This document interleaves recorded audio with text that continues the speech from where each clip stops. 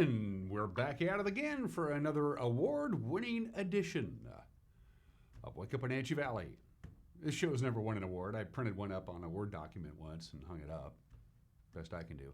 It's Thursday, 26th day of August, 2021. I am Dan Kuntz. We have an abnormally busy show for you today. Lots going on in the ever busy thing that we do here. News? Yes, got news for you. Sports, of course, the Mariners didn't play. They had Wednesday off, but they have a 4-game series against the Royals at T-Mobile Park. That begins today. We'll also talk a little bit about Seahawks. Of course, their last preseason game. They only do 3 now because they've added an additional regular season game to the NFL schedule. So instead of doing 4 exhibition games now in the NFL, they only do 3, and their last one is Saturday night at home at Lumen Field, taking on the Chargers. The question is, who's going to play? The starters on both the offense and the defense haven't really done much anything during the preseason games. Eventually, you would think that they're going to have to go out there and play a little bit. Anyway, we'll talk about that. Also, Eric had a chance to go out and talk to Coach Bremer out in Cashmere, previewing the Bulldogs' upcoming prep football campaign. We'll have that in sports. We'll have the Obscure Holiday. A very interesting event that happened today in history, some celebrity birthdays, an opinion from my Mad Dog McNaughty. It's Thursday. We got ourselves the Pause for Pets. Jenny Ulrich from the Wenatchee Valley Humane Society will introduce you to Maya the dog, who needs a home. We'll have that for you in the bottom of the hour. And Darci Christoferson dropped by a couple of days ago to give us her every once in a while apple blossom update. So Darci will fill in the details for some of the things you need to know about the 103rd Washington State Apple Blossom Festival, which is coming up. We'll have that for you as well. We have a few high clouds, 63 degrees. Right now, we're in the middle of a weak system that's visiting us right now. It's going to exit the area, and then a rather robust low system is going to come on later on tonight. Going to cloud us up, going to cool us down, could even see some rain, and we are definitely going to see some wind. And we had yet another day of our afternoon high temperature not getting to normal. We'll get to those details as well as we begin our tour around the valley with our cameras, the cross camera. We call it the cross camera. I mentioned this before. It's not actually attached to the cross at the very tip of Wenatchee Heights, but it's pretty close to it. And it gives us that spectacular view of the Wenatchee Valley. That's a great view, and it's a 4K camera, so it gives you, it's really blingy and really, it's a clear, crisp, beautiful shot because it's a 4K camera. It has 4 times the resolution as a regular high-definition camera. That's why you look at that and you go, wow. This is a pretty place where we live, isn't it? And yes, it is. Sunrise this morning, 6:12. Sunset tonight, 7:52. 12 hours and 40 minutes of daylight. Days continue to get shorter by about 2 minutes a day. For the record, yesterday's high and low on Wednesday was 82 and 53. Pretty much exactly what the National Weather Service predicted. Our normal high is supposed to be 84, so we have now gone 6 consecutive days with our afternoon high being below normal. Thank you very much. I don't have any problem with that. Camera 2. I think we're using the same cameras as yesterday. I'm not sure. That looks to be the monitor camera. Looking out towards Cashmere to your right. You can see Steins Hills, of course, and the Alpine Lakes Wilderness way off into the distance, and down below the Wenatchee River and the orchards of Monitor. A beautiful view there. That is from our monitor camera. We used that camera during the Red Apple Fire. It came in very handy. In fact, the fire burned pretty close to that camera location. Why is it that the Red Apple Fire seems like it was so long ago? Because we had all these other fires this year. It seems like it was 2 years ago for the Red Apple Fire. It wasn't. It was just a couple of months ago. Camera number 3. Beautiful view up to the Lake Chelan area from, I want to say, our Bear Mountain camera.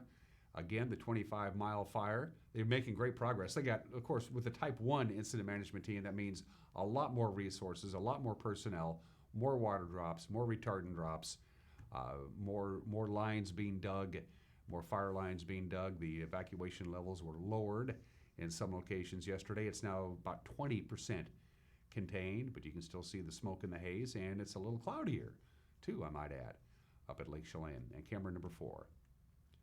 That's off to Billy Goat, a phenomenal view. Look at the peach-colored, salmon-colored sky, combination of high clouds and smoke from the fires in the Winthrop area, but still a beautiful view. And we've had, using this camera earlier in this year when those fires were really raging, you couldn't even see Pateros. The air quality has improved a great deal in that area. Good morning to the Alta Lake Golf Course. It's a great track. I highly recommend it. It's challenging, yet it's fun. So there we go. Good morning to Billy Goat and our friends up in the Okanagan, Omak, Brewster, Pateris, Bridgeport area. You watch the show, and we appreciate it. All right, from the National Weather Service, we have a little slide to show for you, a little heads up on what we're expecting over the next 24 hours or so. As I mentioned before, right now, there is a weak mid-level system, a wave that's kind of passing through the area right now. I mean, literally as we speak, it's going to be gone by about noon today. And then we'll see a few more clouds begin to develop tonight. There's another wave that's going to be coming in later on this afternoon, basically overnight tonight into Friday morning. That's going to bring us some cloud cover, some chance of some light rain, and some breezy conditions. So right now we have those few high clouds. They're going to depart. We'll have some sunshine for the most part, but as we get to the late afternoon portion of this Thursday, the clouds will begin to roll in from the north. They're going to thicken up. Could see some light rain in the Wenatchee Valley. Certainly everybody in our viewing area is going to be dealing with some windy conditions later on this afternoon and into tonight as that stronger wave comes into the area right on the tail of the wave that is here right now. So there you go. Breezy, cooler, and a little wet in many locations on Thursday and Friday. So with that out of the way from the National Weather Service, there we go. Right around 78 or 79. Again, as the day progresses, the clouds will be rolling in. We could see a little bit of light rain. If we get any rain, it'll be tonight, really. Basically between, say, sunset to about 11 o'clock tonight is our best chance of getting some light rain. It's only a 20% chance, but we're throwing it out there. Overnight low tonight of about 58. Again, a little breezy this afternoon, a little breezy tonight. Going to be quite windy at times on Friday as that stronger system comes in, and we'll get up to about 77 degrees. So it's going to be cooler than normal today and tomorrow. Close to normal on Saturday as the sunny and warm weather returns. We'll be well above normal on Sunday the 29th, and by the time Wednesday of next week rolls around, which is September, we will be comfortable in the lower 80s. September is normally probably weather-wise about the best month weather-wise in north central Washington because it's usually sunny, it's usually warm, but it's not hot, and those afternoon and those overnight lows get a little on the crisp side. September is a great weather month normally for the Wenatchee Valley. However, I looked this morning at the long-term forecast for the month of September. They say unsettled. That's their word. Unsettled is the 30-day forecast as we bid adieu to summer and welcome autumn, which isn't too far away. 8 minutes after the hour, after a 1 minute break, we will have your headlines, and there's a lot of news to get to. Some interesting stuff developed over the last 24 to 48 hours. We'll give you the information you need to know in 1 minute. You're watching Wake Up Wenatchee Valley on the NCW Live channel.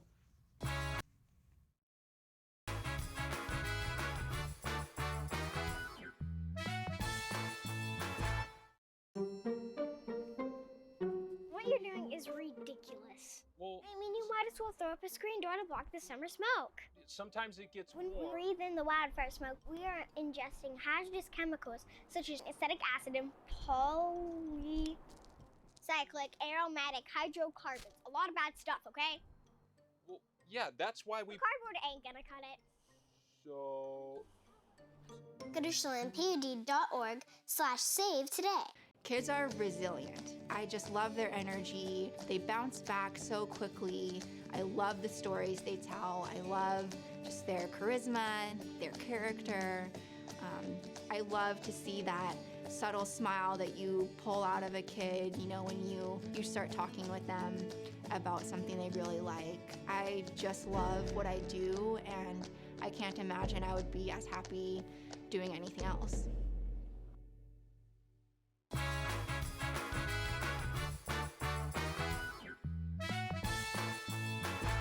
63 degrees with a few high clouds. We'll see some sunshine, and then as the day progresses, clouds will be thickening up. Some light rain is possible in the late afternoon, early evening hours tonight. Quite sunny and quite breezy and quite cool on Friday as another system comes in, and then we calm down and have a very pleasant last weekend of August coming your way. At 10 minutes after the hour, we begin with what happened on Tuesday night. The Wenatchee School Board did manage to finally adopt its $143 million budget for the school year, but not before having to call recess twice And eventually, the school board reconvened on Zoom after more than 50 members of the public refused to wear masks in the meeting room. Now, most of those voiced opposition over the state requirement for masking children and anybody working in school buildings, as it's a safeguard, of course, against COVID-19. Here's what some of the Wenatchee School Board meeting looked like on Tuesday night. We are under the governor's order of mask mandates in our building. I am just asking you to comply with those so we can move on and have the conversation as you asked. That's all I'm asking is to follow the We're laws asking that you were. to continue the meeting with a bunch of concerned citizens. We came here tonight to listen to you out of respect. Not disrespectful. We disagree, obviously, on the masks, but you also have the choice to continue the meeting. And we are here to tell you that screw the mandate. We are here to tell you that we paid for this. You're here to bully public servants and we're into tired doing of what this. you want instead of following the law. So do you want to hear us or not? I would This is love not to hear bullying. you. Are you This is kidding not- me? With a mask? This show up. Shut this There's usually down. like 10 people done. here all I'm following really the sorry if rules. this is how. Our district is committed to following the mask mandate issued by the governor and the superintendent of public instruction. Many members of the audience are unmasked this evening. All have been offered the opportunity to be provided with a mask if they do not have one. A good majority of the people have refused to acquire a mask and to wear one. We respect everybody's right to have an opinion, and we do want to hear from each and every one of you. However, it poses some degree of risk for our district to continue with open public meeting in violation of the governor's mandate. I think what we're going to do now is we're going to recess for 10 minutes and come back and see what you all have decided. And then we will take appropriate action from that. Okay, so we have taken our recess, and it appears to me that the bulk of the audience has chosen to remain. As a matter of fact, it looks like mostly those who had left were the folks that were actually complying with the mandate. So be the conclusion of the board that It's not time for a discussion, I'm sorry, we're not having a discussion with the public right now. My name's Luke Dietrich. I'm sorry, I'm we sorry. are not. You were mentioning about We I will- have a we 6-year-old will daughter, I adjourn the have a meeting. 3-year-old son, and I have a 1-year-old son. And I I am feel it's adjourning the unsafe with meeting. what you guys are forcing down their throats. The teaching you're bringing them, the making them wear masks, So the it board's is not a choice unsafe that and we it is did. harmful Just to let them. this be on the And this is record. wrong what you guys. You can watch an extended version of that video. It's about 16 minutes long from the Tuesday night school board meeting. It's available for you to peruse on our Facebook page, and also on our Facebook page is a link to the entire Tuesday night Wenatchee school board meeting if you want to see more of that footage. A single-wide mobile home was destroyed by a fire in the 200 block of Boudry Street in South Wenatchee on Wednesday morning. Chelan County Fire District 1 spokeswoman Kay McKellar said 3 adult residents of the home were able to escape safely. They're now being assisted by the Red Cross. The cause of the fire, which toned out at 10:40 in the morning, is under investigation. Firefighters had the fire knocked down by about 11:15. It took more than a year, but the remains of a man in Bridgeport that's been missing since 2010 has been forensically identified. Roy Leon Groenveld of Bellingham. He went missing in 2010 while visiting his family and was declared legally dead. In April of 2020, a passerby located human remains on a hillside above Tacoma Avenue in Bridgeport. The Douglas County Sheriff's Office said on Tuesday the remains were positively identified as Groenveld's. The confirmation was made with DNA testing by the Center for Human Identification at the University of North Texas. Groenveld was 44 years old at the time. He was suffering from a debilitating medical condition when he vanished from his parents' home in Bridgeport. Grant County has confirmed 12 new COVID-19 deaths, one of those deaths dating back to last October. The Grant County Health District said it delays announcing COVID-19 deaths until they actually have confirmed and they get fully verified that the cause of the death was from the virus.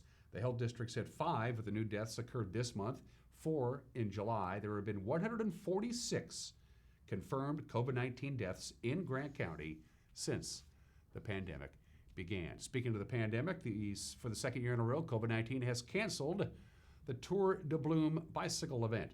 Organizers announcing that they're not going to have it this year. The Wenatchee Valley Cycling Competition includes road races at Lake Wenatchee and a criterium race in downtown Wenatchee was scheduled to begin on September 24th, but the organizing committee announced the cancellation, saying that the resurgent pandemic creates simply too much risk for the health of its riders. Race directors say they're already planning for 2022 when the Tour de Bloom will take place in May as opposed to September. The new executive director of the America Performing Arts Center started his job this week. His name is J. Woody Lotz, and a couple of days ago I had a chance to sit down with Woody to talk about what attracted him to the job and how it came to be. I am from a 1 square mile town in Arizona. It's called Parker, and it's an agricultural community right on the Colorado River. And so this felt like coming back home immediately. And I had a friend who is the executive director of the Auburn Symphony, and she's originally from Wenatchee. And she said, "Hey, Woody, there's this job out there that I think you should apply for." And so I did my research, and I looked, and I saw Alex Haley and Mike Locke and Zach Massal and this wonderful staff. And I thought, there's something here. There's something really special here. And so I applied, and I was selected as one of the final 4 candidates, and then went through a selection committee process, big long interview, and then was selected to be one of the final 2 candidates, and did a public meet and greet. And it just became so apparent right away that there's so much love and passion and heart for the Numerica Performing Arts Center, from the staff to the board to the community. My wife and I, Osiris, and I had a lot of discussion about it, and I just kept telling her, this just seems like the right place, the right fit. I feel like I'm the right person. I don't get to make that decision. And I said, the night before I got the call with the job offer, I said, it's okay if we don't get it. It's okay. We've worked real hard. My wife and I came from affordable income housing. We had $25 in our bank account when we moved from Arizona to Washington. I bartended till 3 o'clock in the morning, and I knew I had put in the time and the effort, and had gone to grad school and worked at different arts organizations. And I said, it's okay. It's really going to be okay if we don't. And then I turned to her and I went, I'm getting a call tomorrow. It's going to be a yes. And she said, don't say that. And it turned out okay. And it turned out all right. In other news, state fish and wildlife specialists are going to be flying drones in the upper Wenatchee River next month. They're trying to get a count on salmon spawning beds. The drone flights will supplement surveys that are done on foot and by boat. They're looking for summer Chinook spawning beds in the areas around Dryden, Blackbird Island in Leavenworth, and the Tumwater Campground along Highway 2. Drone flights will take place daily from September through November, about an hour each day. Fish and wildlife managers say drone surveys may prove more economical and less labor-intensive than other common methods of monitoring the Chinook salmon. And that's what's making news. At 18 minutes after the hour, Grant and Cal and everybody else, Jefferson, can't forget about Jefferson, they get together, we go through the day's events, and we put together a newscast for you at 5 o'clock, 6 o'clock, and 10 o'clock. And with the preview, here's Grant Olson. Good morning, Dan. Coming up tonight on the NCW Life Evening News, Rachel Mandelis will have our weekly Pause for Pets feature with the Wenatchee Valley Humane Society. Cooler and a bit breezy today. Before we warm up for the weekend, I'll have all the details in your complete North Central Washington weather forecast. And in sports, Eric Granstrom will have the latest on the Seahawks as well as the Mariners as they get set to take on the Royals. That and all the day's news stories coming up tonight at 5, 6, and 10 on the NCW Life Evening News. We hope to see you then. Dan? Thank you, Grant, and we hope to hear from you. You can use our Facebook page, drop us a note on Facebook Messenger. You can email us directly. news@ncwlife.com is our email address, news@ncwlife.com. Go to our homepage. We populate it all the time. Bookmark it and go back to it on a regular basis. You'll find all kinds of interesting news and information there. And while you're on our homepage, you can click on the Contact Us icon, and we'll get it right here at the Broadcast Metroplex. After a 1-minute break, we'll talk baseball. Mariners didn't play yesterday, but they continue that playoff push, begin a 4-game series with the Royals. Later on tonight, we'll also talk Seahawks football and Kashmir High School football. As a matter of fact, with sports, we'll have the obscure holiday, today in history, some celebrity birthdays, and opinion from Mike Mad Dog Magnotti. We're going to pause for pets and introduce you to Maya the dog And Darci Christoferson, the administrator of the Washington State Apple Blossom Festival, will join us as well. You're watching Wake Up Wenatchee Valley on the NCW Life channel.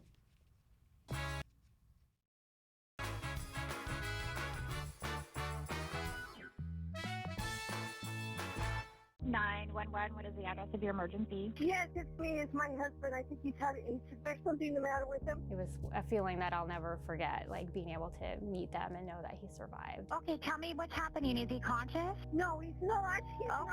Okay, take a deep breath for me. I'm getting you help. Rivercom means to me that I still have my husband here with me. They're the ones that guided me through saving his life.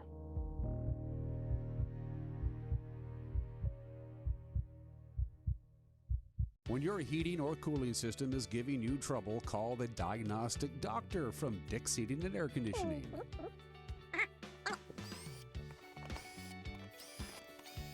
Here's the culprit right here. All joking aside, when you call Dick's, you're calling 35 years of experience at customer service right here in the Wenatchee Valley. Dick's strongly believes in repairing before replacing, and they service all major brands of HVAC units.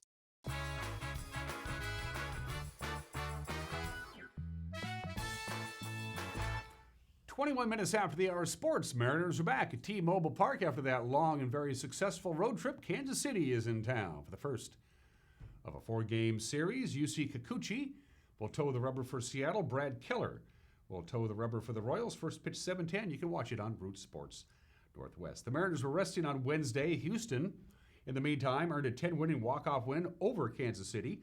Jake Myers had a ground out in the bottom of the 10th, but it scored Alex Bregman, and that gave the Astros the 6-5 victory. Baltimore ended their 19-game losing streak. They scored 5 runs in the 8th inning against the Angels.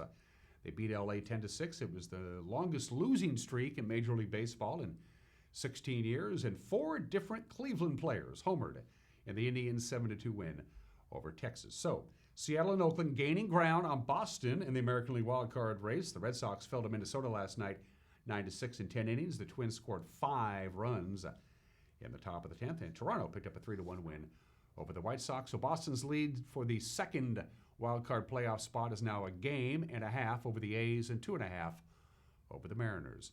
Seahawks announcing that there will be 2 new members to the Seahawks Ring of Honor this season. Former coach Mike Holmgren and quarterback Matt Hasselbeck will be inducted into the Ring of Honor. Matt Hasselbeck will be inducted during Seattle's Monday night game against New Orleans on October 25th. Coach Holmgren will be inducted the next week, October 31st, at halftime during the Jacksonville game. Holmgren, of course, led the Seahawks to 5 division titles and their first ever Super Bowl during his tenure. Hasselbeck was a 3-time Pro Bowler and held most of Seattle's passing records until a certain Russell Wilson joined the team. So congratulations to those two. Speaking of the Seahawks, continuing to prepare to take on the Chargers Saturday at Lumen Field. The big question is still whether any starters on offense are going to see any action. Offensive coordinator Shane Waldron says he's seen enough in practice to confirm that they seem to know what they're doing. I feel really good about where we're at. You know, we've been growing as an offense every single one of these practices, and just the ability, like I said, bringing back that competitive theme that's been so consistent around here. You know, the practices are in my mind game-like, and we've had so many of those experiences where we play these move the ball settings, or you know, play the offense versus defense in realistic game settings, that you really start to have a really good feel for those. You know, for the guys that are playing well and how they're grasping it, and then other things that we need to keep working on and keep sharpening up before that first game starts. On the defensive side of the ball, the defensive pass rush is known as the Cheetah. And defensive coordinator Ken Norton Jr. said, well, we haven't been able to break out the Cheetah just yet. Like I said, we haven't had our starting Cheetah in, so it's so we've been able to get them in the game, but it's been the different numbers and the different people playing. So on the field, they look fantastic on the practice field. We haven't quite seen them in the games yet, so we're kind of waiting to see when we can get the number 1 Cheetah in the game. That would be nice. Seattle and the Chargers will kick off shortly after 7 o'clock on Saturday night. You can watch the game on Q13 Fox or not. It's free country. A little closer to home, the Cashman Bulldogs getting ready for their upcoming high school football campaign. He's now in his 4th year, the head coach Brian Bremer, and he's really happy. I mean, they came after, they won the Caribou Trail League last spring in a COVID-shortened season. I appreciate that. Yeah, that was a really fun season for us. But like you said, it was a blur. I mean, 5 games, 4 league games, 1 non-conference. You really have like an 8-week season. But again, just to have that, so thankful and so grateful to have that, to give those 16 seniors that we had just closure to their high school football season in their year. Cashmere begins their season on the road against LaSalle. Then they welcome to Cashmere, Goldendale, and Granite Falls. And it begins league play. Bremer says the biggest challenge is to replace all the seniors who graduated last spring. But the biggest thing that I think is often overlooked is we lost a lot of leadership. With 16 seniors, those guys have been around me for 3 years last year, and there was a ton of leadership. So we're looking on this kind of next senior class and most of our juniors to become leaders in our program and have positive influence on one another. We have that. We really do. Our senior class is small this year. We only have 9 kids. But our juniors and our sophomore classes are big. They're both 16, 17 kids. And we have a freshman class of 21. So we have a pretty large roster, the biggest since I've been here by far, 64 athletes out for football. So really excited about that. But yeah, we have some holes to fill, and you're never going to replace a guy like Sam Phillips or a guy on defense like Duke Odenreiter or a receiver like Nate Phillips or anybody like that. So it's going to be a team effort this year. We're going to rely on a lot of different guys. I think right now, like last year in practice in offense, we would rotate, roughly 15 guys in. So 4 guys would get reps. This year we're working in about 26 guys because I don't know who those guys are yet, which is super fun. There's competition in just about every single spot. We'll have Eric's entire conversation with Coach Bremer of the Cashmere Bulldogs next week here on Wake Up Wenatchee Valley. And those are just some of the games that people are playing on this Thursday, the Obscura holiday. It's National Dog Day. Yeah, dogs playing poker. That's my idea of art. 57% of all the people in the world own pets, and of those 57%, approximately 33% of them have a dog. At least one. Of course, the domestication of the wolves basically led to the dogs. It was about 40,000 years ago, and it was the wolves who made the first move for the domestication, not the humans. The humans, of course, 40,000 years ago were nomads. They traveled wherever the weather allowed them to travel, and the wolves would kind of hang around and eat all the scraps of all the food that they didn't eat, and the wolves would get a little closer and a little closer, and eventually maybe one day a wolf kind of came up and so it was the wolves who began that process, and now, of course, we adopted wolves as pets, and then eventually dogs themselves became domesticated. Fun facts about dogs, there's so many I had to limit them. Like babies, puppies need a lot of sleep. Puppies need to sleep about 16 to 20 hours a day for their health. It's important. It helps build up their immune system and their brain, their muscles. Believe it or not, they're developing muscles even while they're sleeping 16 hours a day. So experts, veterinarians will tell you if the puppy is sound asleep, don't wake it up because it's actually good, just like for babies, to let the puppy sleep. Remember that. Almost half of dogs sleep with their owners. Breeds of dogs that bite the most. I looked this up from the AKC, the American Kennel Club. The top 5 dogs that bite the most. Number 5 is the Fox Terrier. Number 4, the Italian Bulldog. Number 3, the Poodle. Number 2, the Chow. And the breed of dogs that bite the most, the German Shepherd. There you go. I had a German Shepherd. She was great. She never bit anybody. She was an East German Shepherd. She used to be a communist. Happy National Dog Day. Celebrate it with a dog you love. Today in history, his name is John Burgess.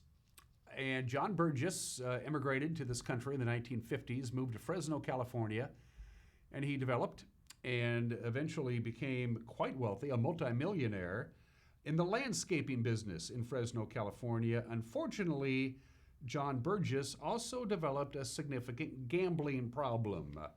He would go to Harvey's Resort Hotel in State Line, Nevada a lot and gambled a lot, and even though he made millions of dollars as a landscaper, he ended up losing millions of dollars gambling at Harvey's Resort, and on this date, he decided to get even. That's the bomb. In the middle of the night, he and 2 other guys dressed as delivery men delivered this big box that said IBM to the administrative offices at Harvey's Resort in State Line, Nevada. They thought it was like a copier or something like that. It wasn't. It was a bomb, a big bomb. The top of the bomb was the brains, the fuses and the timers and the switches and everything. And the bottom of the bomb, the big part, was dynamite. 1,000 pounds of dynamite. There it is. The FBI came in and they looked at it and they said, this is tamper-proof. This is the most cleverly designed and built bomb we have ever seen. And by the way, if this bomb goes off, it's going to blow up Harvey's Resort in State Line, Nevada. John Burgess wanted $3 million in ransom. If they paid him $3 million, he would give them instructions on how to disarm the bomb. The FBI looked at it and looked at it and looked at it and studied it, and they realized if they did anything to try and disarm the bomb without the actual instructions, the bomb would blow up. So they cleared out the whole city blocks, like 5 or 6 blocks all the way around Harvey's Resort and Casino. They cleared everybody out. They turned off all the gas lines. They sent in one of those robots to take a look at the bomb with a special screwdriver to see if they could disarm the bomb. And here's what happened.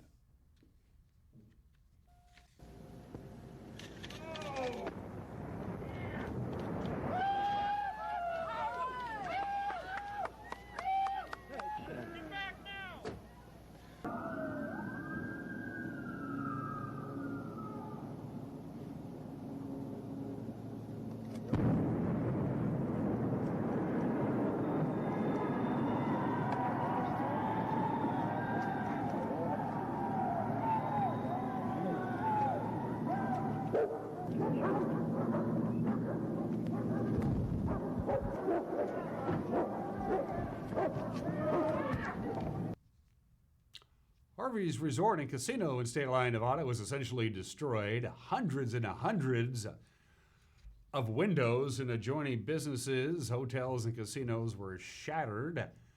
They found him, by the way, the FBI did. It wasn't that hard. They said this guy had to have knowledge of how to build a sophisticated bomb, and he had to have a grudge against Harvey's Casino. They found John. They arrested him. They tried him. He went to prison, where he died. Would have been easier if he just didn't go gambling. Let's do birthdays. Don LaFontaine, the voice of God. He's the trailer guy. You remember him? In a world where that guy, the Law and Order. You watch Law and Order? That's his voice at the very beginning. Don LaFontaine, probably one of the most famous American voice actors ever. He did voiceovers for over 5,000 movie trailers, television shows, you name it. The great Don LaFontaine, the American voice actor, born in the state in 1940, died 13 years ago at the age of 68, but that's the voice, and you still hear it now and again. And happy 69th birthday to Will Shortz. He's the guy who's the editor of the New York Times crossword puzzle. Will Shortz is a great guy. I can't solve those darn things. They just drive me nuts. But Will Shortz knows what he's doing. He's 69 years old today. Still to come, an opinion from Mike Mad Dog Magnotti and my conversation with Darci Christoferson from the Washington State Apple Blossom Festival. But first, Maya the dog needs a home. Pause for Pets with the Wenatchee Valley Humane Society.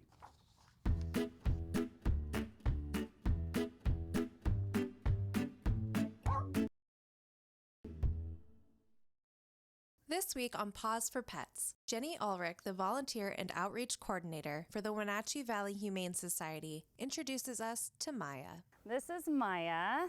Maya is about 5 years old. She's been with us for a little while and kind of overlooked. She is just a fabulous dog. She's super friendly with her people, pretty engaging. She's easy to walk on a leash.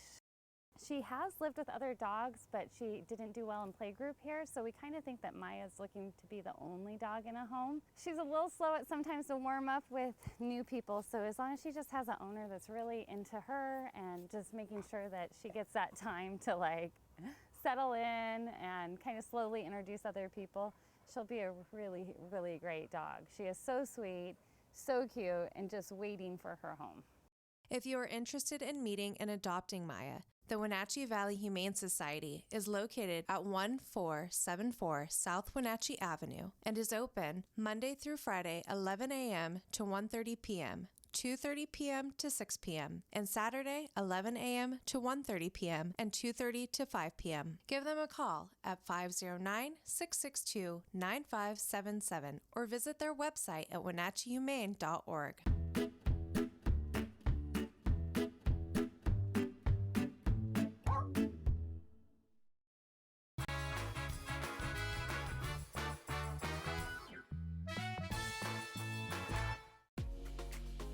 You don't have to be a member to enjoy the view and dine in style at Highlander Bar and Grill, located in East Wenatchee. Highlander Golf Course has added 2 state-of-the-art full-swing simulators. Food and drink service is available from our full-service bar and grill, offering breakfast, lunch, and dinner 7 days a week. Indoor and outdoor seating available. Call Shalane, our on-site coordinator, to schedule your special event.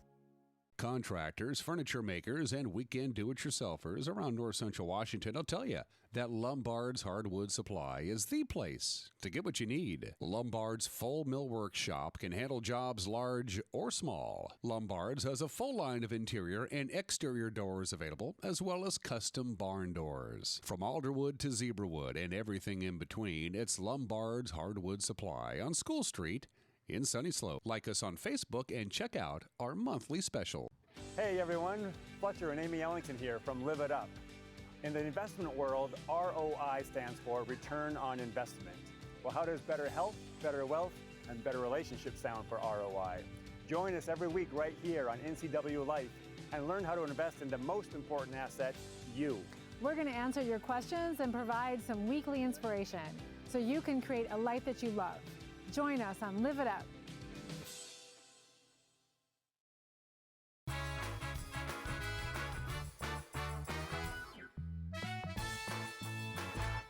Hey, this is Mike Mad Dog Magnotti, and everybody is entitled to my opinion. I've been reading a book by Roman Catholic theologian Richard Rohr. Now, I have to say, I do think a lot of Rohr's questions and the theological dilemmas he faces would be clear to him if he was married, had a wife, and had kids. Okay, now no disrespect to the Roman Catholic Church, but both of the mysteries and meaning of life and questions and stuff like that they might have been made clear to me simply because I'm married and I have a family. Now, learning to live and get along with someone else, particularly as someone who is as different and wonderful as Rosie is for me, has caused me to grow and change in ways I otherwise never would have. That's pretty simple, actually. If the Roman Catholic Church would just let their priests get married and have kids, they'd understand our life a whole lot better. I mean, just like you and me. Well, that is, if you're not a Catholic priest anyway. Well, this is Mike Mad Dog Magnotti, and that's my opinion.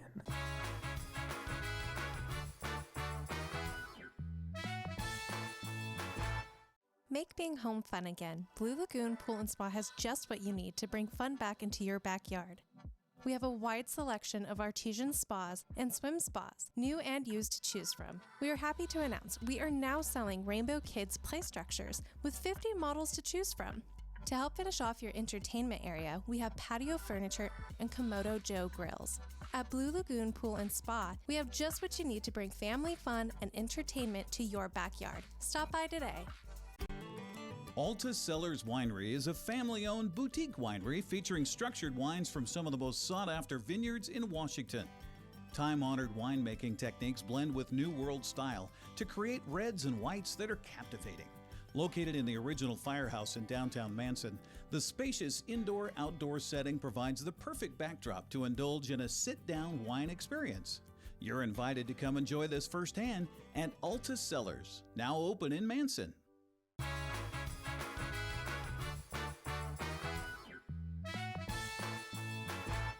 Welcome back to Wake Up Wenatchee Valley. I am Dan Kuntz. I know it's August, but it's time to start thinking about Apple Blossom. For one thing, the Apple Blossom musical is next month instead of April and May. That's one thing to talk about. Plus, we're closing in on the possibility of getting girls interested in royalty. We got the auction coming up.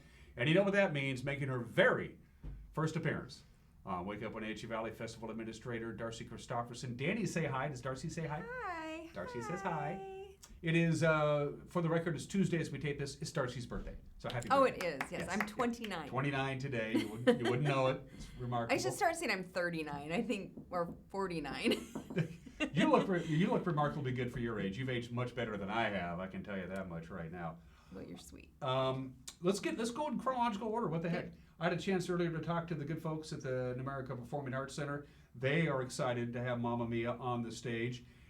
Granted, it's not when it's traditional time as the Apple Blossom musical, but the show must go on. It will be going on at the PAC. It opens on September 15th. It does. It does. And opening day is September 15th, and that's always Apple Blossom night. So we will be there. We'll have 3 royalty members in attendance. We'll have current Queen Brooke Perez, and then we'll have princesses from 2020, Kelly and Kaya there. So that'll be kind of fun for them to experience the musical. It'll be a little different for them, but still it'll be great. So we're super. In fact, I just got the tickets all organized for the people to go, our Apple Blossom people to go on the 15th. So we're excited. I'm so excited that they finally get to do it. You know, they only had it until December, and then they would have lost the rights to it. So it's good that we're able to do it. I really encourage people to go. Just, I don't know if everybody remembers, but in the 2020 pageant, we honored Music Theater of Wenatchee as our Grand Marshals.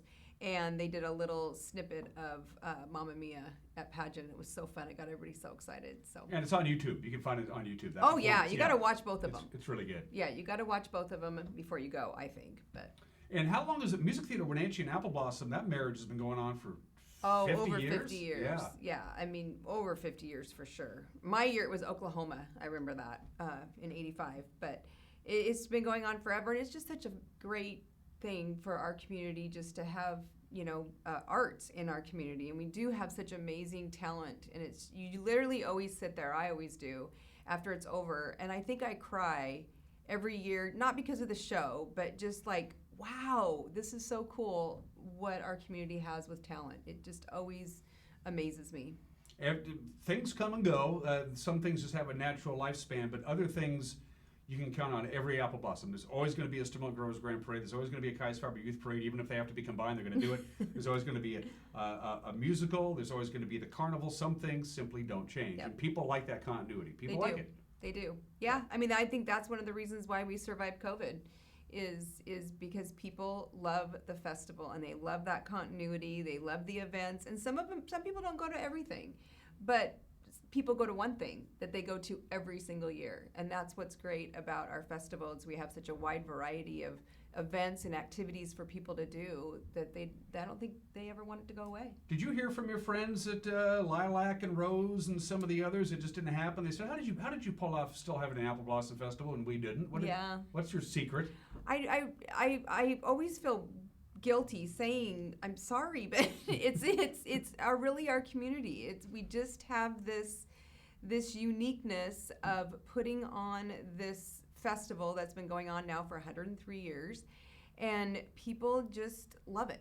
And you know, like I just said, whether it's going to the carnival every year or going to everything every year, it just is something that you just can't make up. It just happens. And I try to explain that to them, that it's just a matter of, I think one of the main things that helped us was bringing it back to our community in the mid-90s, you know, where it really is just a community celebration. We love having out-of-town people come here, but our goal is to celebrate our community and have our community enjoy the festival. And I think that has been one of the key elements to the success of it. Well, at the risk of sounding somewhat political, divorcing it from the Wenatchee Valley Chamber of Commerce and having the Apple Blossom Festival as a standalone entity, to me, was the game changer. It really was. I was on the board then, and that was a big decision for us to do. In fact, when I was hired, I worked 3 months for the chamber, and then our fiscal year changed, and then we became on our own. So that was an interesting transition for sure. But I agree, that is huge, and that is something that a lot of festivals don't do. You know, they're hosting groups like our Wenatchee Appellarians. They run their festival. So there is no organization or 501c4 that creates their festival for them. And I think that's a key too, to, you know, just have a little bit of a staff to just kind of direct and keep the continuity, but yet let the new people bring in change. So I think I'm with you. That was a big thing. And Darci's typical phone call to people goes something along these lines. Hi, it's Darci. Could you possibly? And then they just say yes. She doesn't have to finish the sentence. That's not true. I do get no's. Okay. Well. I do, but I keep trying. Yeah. They know that I'll call them back the next year. So I do Speaking get of no's. trying, the auction is again back this year. They had one. Well, it's a long story. I don't want to get out. Circle October 23rd on your date. October 23rd. The theme is still what was supposed to be the one before, which was the 70s? Yeah, we're calling it the 25th Squared Annual Auction. So, it was a 70s theme. It's a 70s theme this year. I know people that already have their costumes that they've literally had for 2 years. So, we have 15 tables sold already. We like to have at least 30, so we're halfway there, which is great. It's always a little bit slower in the summer. Once Labor Day weekend hits and the kids get back to school, people kind of start thinking fall. We always love to have new people come to our auction. In fact, I think we have 2 new tables that just want to go. And it's super fun for businesses to sign up. We kind of call it an employee out night. And a business will buy a table and employees will go and have fun. And just by going, you're already donating to the festival. So it's not like you have to go and spend $10,000. We would love if you came and spent $10,000, but we really, like people having fun, spending a little bit of money, hanging out with friends. And I think this year more than anything, it'll be a blast because people haven't been able to connect for 18 months. I've been to I don't know how many of the auctions. I've hosted any number of the auctions as the master of ceremonies. Everybody has fun. Yeah. It's a blast. It it's is. just your face hurts on Sunday morning because you're laughing and smiling so much. Isn't that funny? Yeah. You just wake up and you're just so happy. I mean, everybody's dressed up and happy to see each other. And I always say it's kind of like we've been in, not hibernation, but in the summer, we're all doing things with our families and our friends. And then in the fall, we all kind of get back together and it's like, okay, now we're on to the next phase of our friendships and whatever. So it's really fun for everybody to get together. And we're really encouraging people to come up with new ideas for us to auction. If you have a VRBO and you want to donate it to us for a weekend, that's a great thing that you could donate and then the dollar amount becomes a sponsorship level. And we're really encouraging people to do things like that. Seahawk tickets, Mariners tickets. If you have a weekend that you're not sure if people are going to use the tickets, we'll take them and we'll auction them off. And we've had people come in with $500 and say, I have no idea what to do. What do you want? What can I do with this money?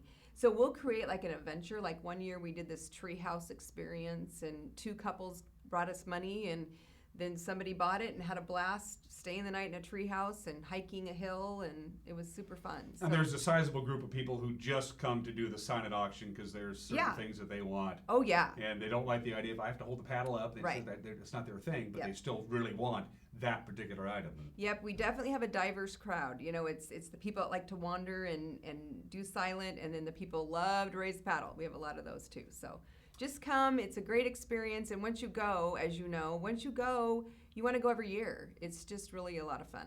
Again, October 23rd. And by the way, everything we're talking about is appleblossom.org, appleblossom.org. You're good to go.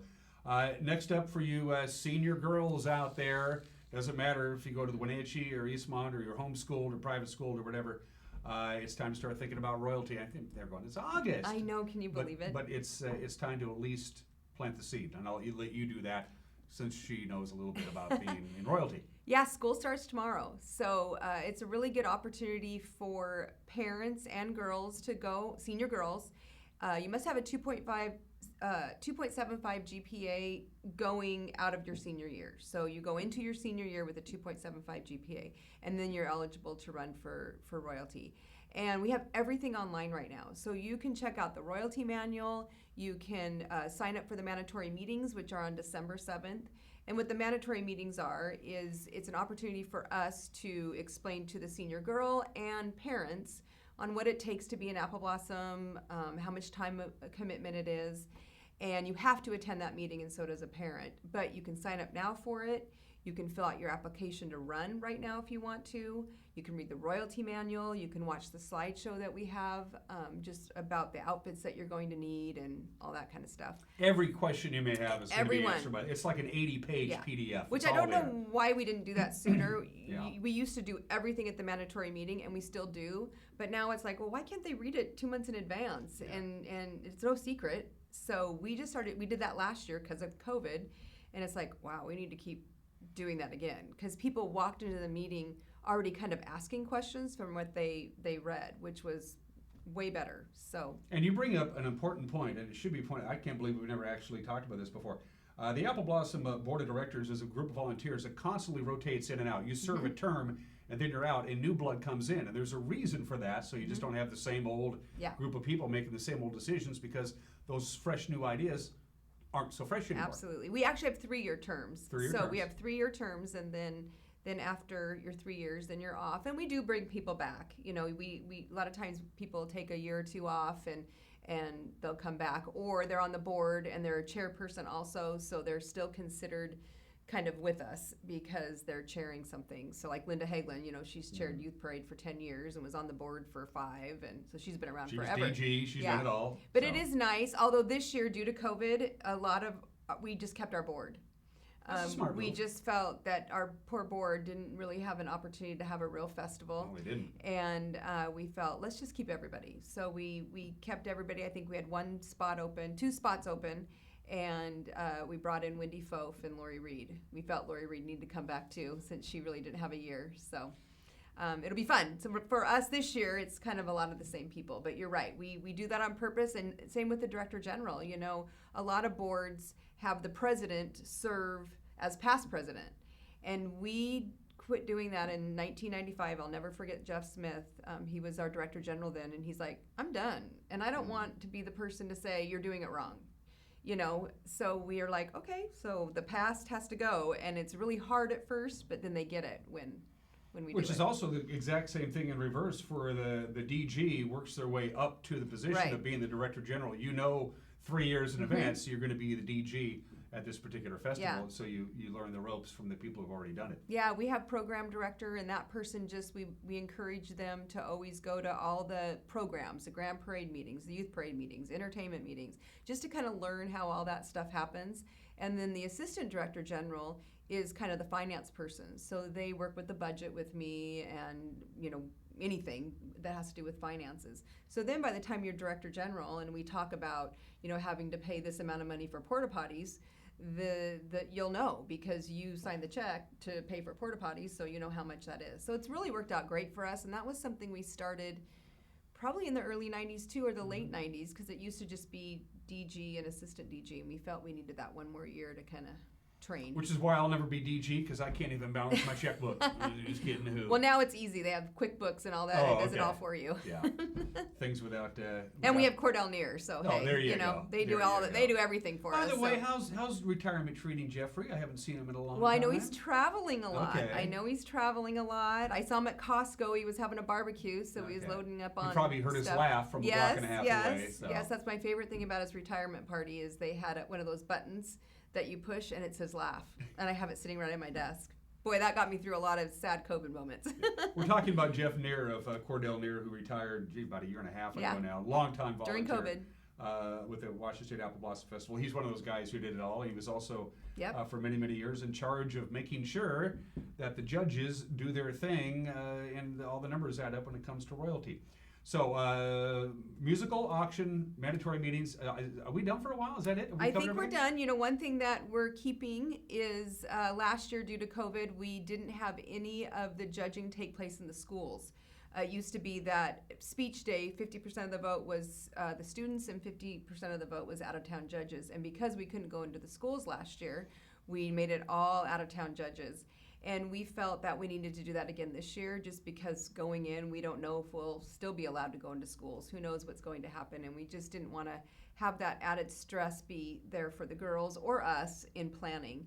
So everything will be done with out-of-town judges. So we'll have 5 out-of-town judges choosing the top 10, and then we'll have a different 5 out-of-town judges doing pageant. And everything will be at the Performing Arts Center.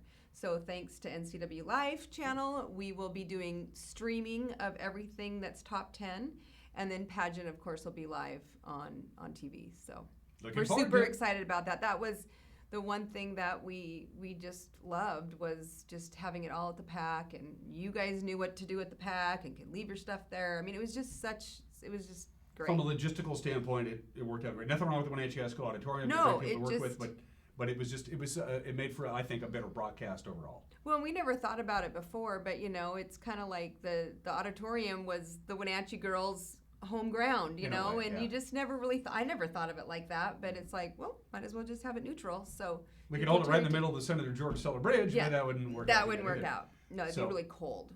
It's in February. It would be really cold. And we'll close out our conversation with Darci Christoferson, who, by the way, is making her very first appearance in Wake Up Wenatchee Valley, by noting this. We talked about tradition and yet flexibility, and I think the Apple Blossom Festival, the volunteers, the sponsors, the people who participate, is a perfect example of that. It's not that we're going to do this every year because we've done it this way every year. You have the structure, the infrastructure to understand the importance of tradition, but at the same time, you're not afraid to change things, like keeping the out-of-town judges or going to the Numerica PAC and away from the Wenatchee High School auditorium. Those kinds of things make it thrive, which is why it's lasted 103 years. A lot of festivals haven't. A lot of festivals have simply petered out. We're going stronger than ever. We are. And we have a young board. Half of our board is 35 and under, which is great. And that's what it was. When I started, when I started as a board member, I think I was 26, 27 years old when I started. So 3 years ago, because today's your 29th birthday. Yeah, today's my 29th birthday. So it's that's one thing that we've done is just kind of keep it fresh. And we have a young Craig Field. He's our program director. He'll be director general in 2023. So it's important to kind of keep that going for sure. Absolutely. Appleblossom.org on the World Wide Web, which by the way is catching on. I'm on record on this. This whole internet thing is going to be big. People know what internet is finally. I know. And social media. Yeah. This is just amazing. I still have a dial-up. Appleblossom.org, making her very first appearance on Wake Up Wenatchee Valley, Fiscal Administrator Darci Christoferson. Danny has to say bye-bye. Darci, say bye-bye. Bye-bye. Darci, say bye-bye. We'll be right back.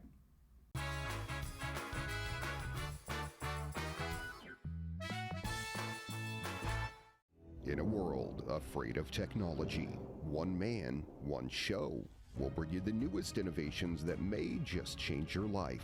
This summer, Ray McNeil, and your Weekly Tech Update is your Weekly Tech Update with Ray McNeil. Tipsy Canyon Winery has become the place to go for fine wine and unbelievable views of the Chelan Valley. And now there's even more to enjoy. A new bandstand hosts live music every Thursday night during the spring and summer.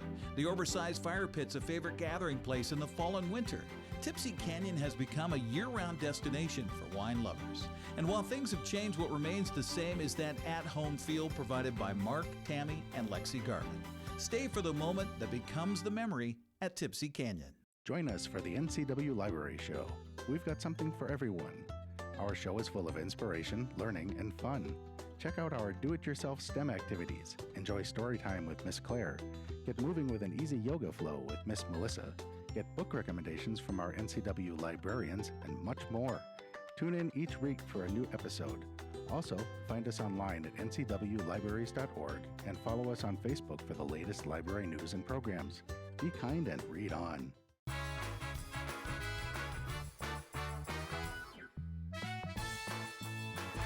And we are back with just a couple of minutes to go on this Thursday edition of Wake Up Wenatchee Valley.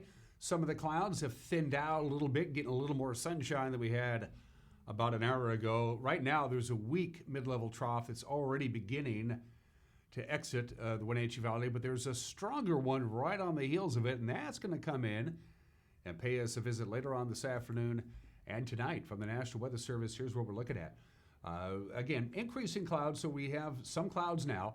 They're going to depart, and then we'll see more clouds rolling in later on today. Basically, late in the afternoon into the early evening hours is when the clouds are going to start thickening up. Could even see a raindrop between, say, about 7 p.m. to about 10 o'clock tonight is our best chance of rain. The wind will be picking up as well. We'll top off at 78 degrees. 58 for the overnight low tonight with a light wind.